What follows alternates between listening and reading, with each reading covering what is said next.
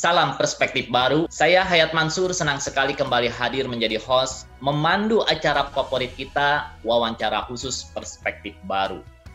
Sahabat perspektif baru, saat ini hampir semua aktivitas kita membutuhkan energi listrik. Nah, dalam upaya memproduksi listrik, kini kita sudah ada pembangkit listrik dari sumber energi terbarukan seperti air dan angin. Hari ini kita membahas topik mengenai listrik dari sumber energi terbarukan dengan narasumber yaitu Ketua Masyarakat Energi Terbarukan Indonesia, Bapak Dr. Insinyur Surya Dharma MBA. Halo Pak Surya Dharma, terima kasih telah hadir dan bersedia melakukan wawancara khusus di Perspektif Baru. Ya, terima kasih. Pak Surya Dharma dan juga sahabat Perspektif Baru, saat ini di seluruh dunia hampir semua negara berlomba-lomba beralih ke energi terbarukan untuk penyediaan listrik.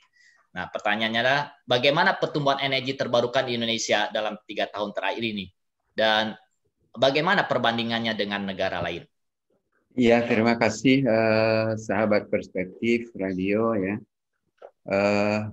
Pertama saya ingin menyampaikan terima kasih atas kesempatan yang diberikan kepada kami dari Masyarakat Energi Terbarukan Indonesia untuk bisa berbagi pengetahuan, berbagi pengalaman tentang energi terbarukan baik yang ada di Indonesia maupun di seluruh seantero dunia.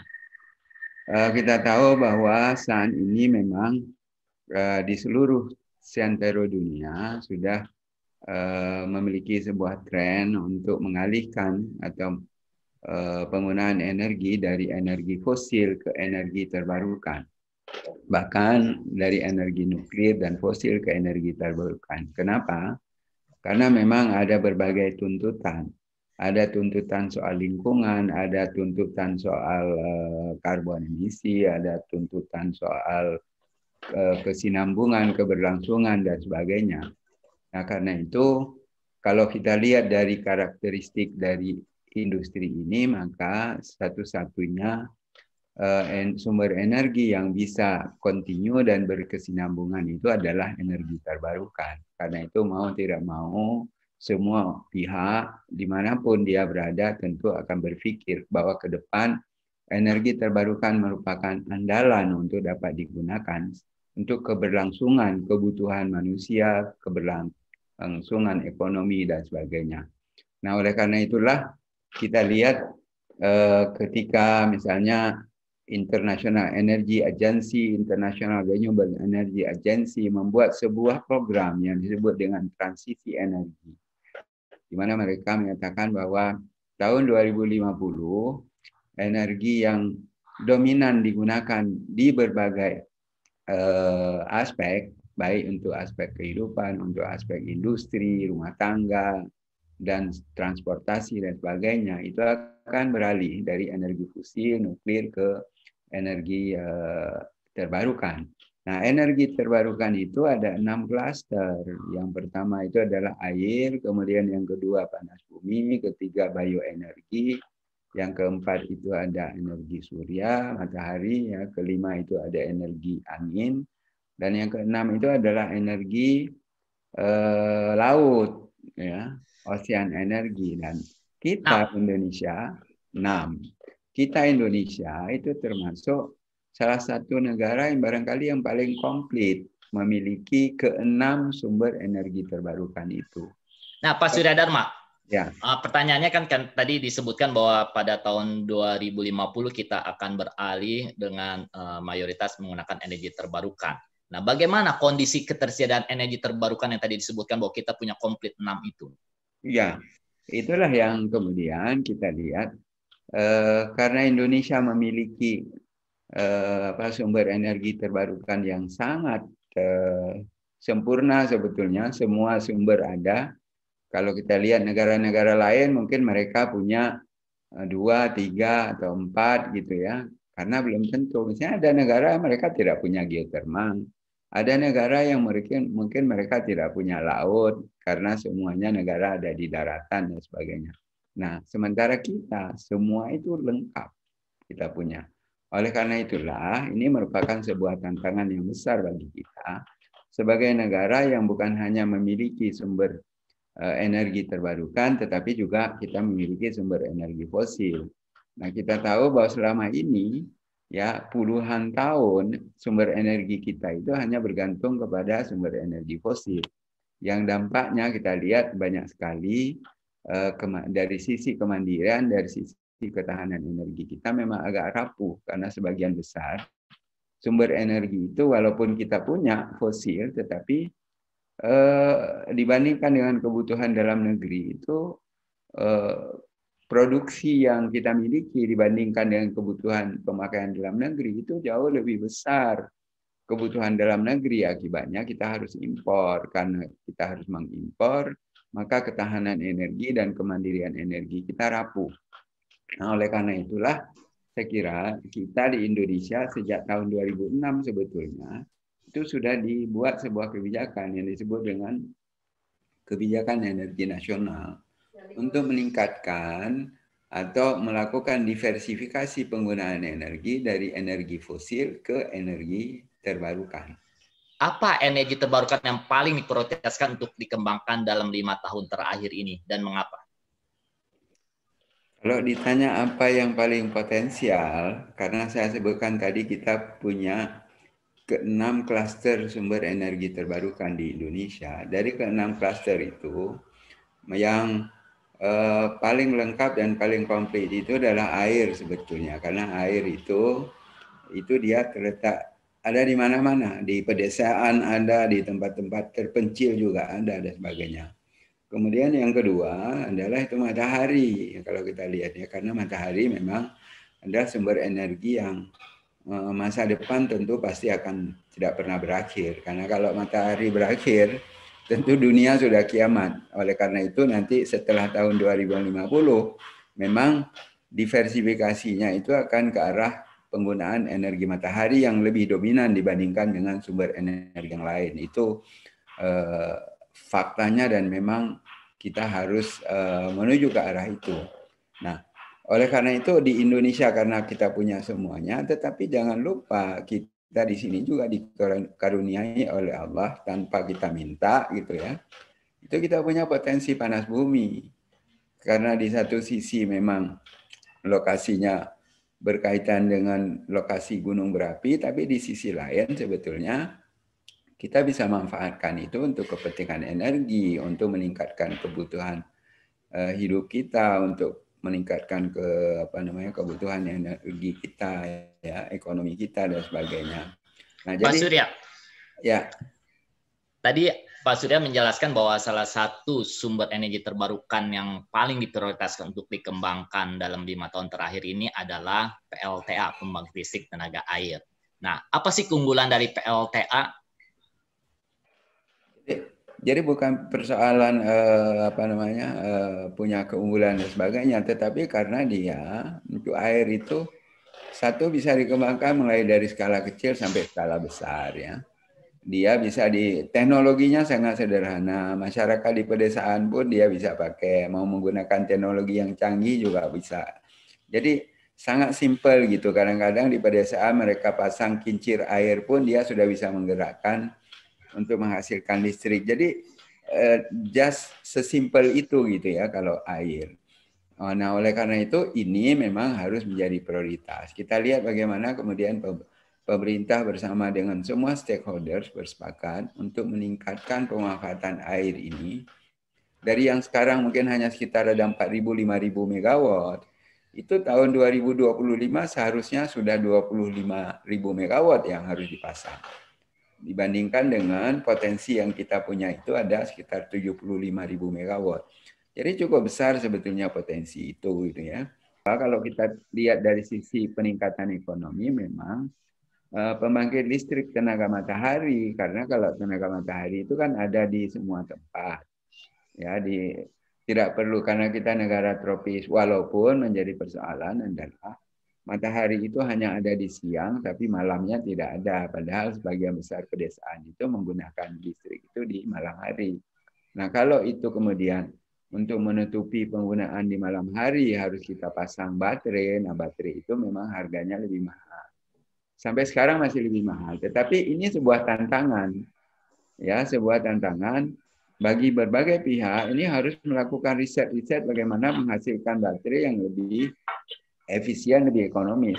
Kita lihat saja misalnya ya, mungkin belasan tahun yang lalu baterai-baterai HP kita mungkin masih sebesar-besar apa ya, tapi sekarang kan kecil-kecil aja gitu ya. Untuk itu HP. Nah untuk listriknya kan sama juga gitu. Kalau itu dibuat kemudian dalam skala yang banyak gitu, setiap orang hasil kemudian pakai untuk sekian banyak itu kan akhirnya menjadi lebih efektif, lebih efisien gitu. Nah ini antara tantangan kemudian peluang sebetulnya itu jauh lebih besar. Nah kenapa ke depan orang mengatakan bahwa energi matahari nanti itu akan menjadi paling dominan penggunaan di seluruh muka bumi. Kita lihat sekarang misalnya Cina ya. Cina dalam 5 tahun terakhir itu dia sudah pasang pembangkit listrik tenaga matahari itu lebih dari 115 gigawatt. Jadi 115.000 gigawatt, megawatt. Jadi kita bayangkan kalau dibandingkan dengan kebutuhan listrik nasional kita yang dipasang oleh PLN sampai sekarang, itu hanya 70 gigawatt. Jadi dia sudah hampir 2 kali lipat dari kebutuhan nasional kita hanya dipenuhi dari matahari gitu. India juga begitu. India sekarang ya dalam 5 tahun terakhir itu dia pasang PLTS itu 75 gigawatt. Jadi 75.000 megawatt. Ya. Jadi lebih besar dari kebutuhan nasional kita. Nah ini kan tantangannya sangat besar. Mereka Cina dan India itu risetnya luar biasa besar. Ya. Sehingga mereka produksi pembangkit listrik tenaga matahari mereka itu jauh lebih efisien dibandingkan dengan negara-negara lain. Nah kita ini mestinya karena negara juga negara tropis, mestinya juga harus ke arah itu. Nah, apa langkah yang harus dilakukan untuk meningkatkan pemanfaatan energi terbarukan? Karena tadi sudah dikatakan bahwa untuk mencapai target 23% pada 2025 atau 50% pada 2050. Ya, terima kasih. Saya kira begini. Untuk membangun semua pembangkit listrik dari energi terbarukan ini yang paling penting itu adalah butuh dana yang cukup besar. Ya. Kalau sesuai dengan kebijakan energi nasional sampai tahun 2025 itu kita butuh hampir 100 miliar dolar. Ya. Nah, kalau itu semua dibebankan kepada pemerintah, kepada APBN, saya kira sampai puluhan, 20, 30 tahun yang akan datang pun nggak akan pernah terpenuhi. Nah, oleh karena itu, untuk kepentingan ini tentu kita harus mengajak berbagai pihak. Jadi tidak mungkin hanya dibebankan kepada pemerintah, tidak mungkin juga hanya dibebankan kepada orang per orang atau individu-individu atau institusi tertentu. Nah, di sini perlu koordinasi dan keterlibatan berbagai pihak.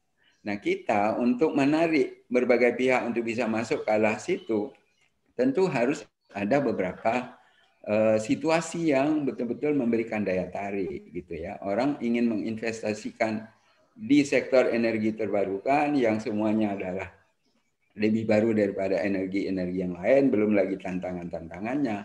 Ini perlu diciptakan situasi dan kondisi oleh pemerintah sebagai pengatur agar mereka itu betul-betul berniat dan mau mengambil. Jadi ada 4 aspek kalau saya bicara dari aspek itu. Yang pertama itu memang regulasinya itu harus menarik gitu ya. Regulasi itu harus sesimpel gitu, jangan ada banyak sekali hal-hal yang terkait dengan itu dan itu harus menarik para investor untuk datang. Kemudian yang kedua dari aspek bisnisnya juga itu jangan banyak sekali misalnya izin-izin yang diperlukan untuk kegiatan berbagai macam.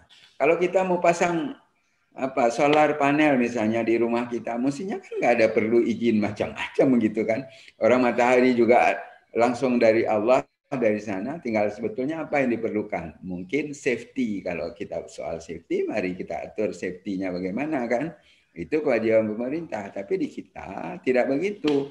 Banyak sekali harus ada izin ini, harus ada izin itu. Mungkin hal-hal semacam itu mungkin perlu kita pikirkan ke depan. Kemudian yang ketiga soal teknologi.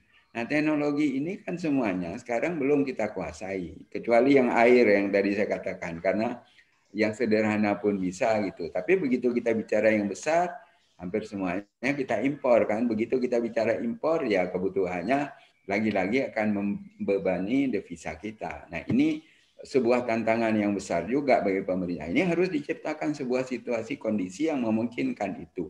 Yang keempat, itu adalah SDM-nya. Jangan sampai kita malah justru orangnya banyak, apalagi sekarang bonus demografi luar biasa, tapi SDM-nya tidak kita siapkan ke arah itu. Nah, itu yang kita sayangkan kalau tidak sinergi gitu ya, antara apa yang dilakukan oleh pemerintah, apa yang harus dilakukan oleh institusi perguruan tinggi, oleh institusi masyarakat, dan juga para developer, para pengembang industri energi terbarukan. Nah, ini kan perlu sinergisitas di situ. Pak Surya, apa dampaknya bagi kita bangsa Indonesia jika target beralih dari energi fosil ke energi terbarukan tidak dapat tercapai pada tahun 2023 maupun pada tahun 2050? Ya, dampaknya tentu secara internal, tentu konsekuensinya ya, beban kepada negara itu akan makin besar karena kita akan menggunakan fosil sebagian besar, lebih dari 65% itu kita impor, itu pasti satu ya. Dan itu akan mempengaruhi ekonomi luar biasa. Saya kira kita lihat sudah punya pengalaman banyak ke belakang, mungkin harus kita lupakan itu. Nah, kemudian yang kedua, dampak secara internasional. Kita ini adalah negara yang sudah meratifikasi Paris Agreement yang akan menurunkan emisi 29% tahun 2030. Nah, bayangkan kalau itu kemudian tidak kita lakukan, karena untuk menurunkan emisi itu, satu yang paling besar itu sumbernya dari hutan, yang kedua adalah dari energi. Kalau dari hutan barangkali bisa dijaga, kemudian energi kemudian tidak bisa merubah dari energi yang menghasilkan emisi lebih banyak, emisi yang lebih rendah, yaitu energi terbarukan, ini tentu akan berdampak. Jadi dua-duanya baik nasional maupun internasional tentu akan berdampak. Konsekuensi saya kira kalau pengaruh pada internasional ya banyaklah, namanya kita multilateral agreement gitu ya. Di Paris itu kan multilateral agreement. Nah, itu nanti pasti akan ada banyak sorotan-sorotan dari internasional terhadap kita. Nah, saya kira kita harus mengupayakan seminimal mungkin dari kedua aspek ini, baik nasional maupun internasional. Oke, terima kasih Pak Surya dan juga sahabat perspektif. Sebagai penutup, saya mengingatkan bahwa kegagalan kita beralih ke energi terbarukan memiliki dampak yang sangat besar, baik dari segi ketahanan energi maupun dari sisi ekonomi dan juga dari sisi lingkungan. Jadi mari kita dukung upaya kita bersama untuk beralih ke energi terbarukan. Sampai jumpa di wawancara perspektif baru berikutnya.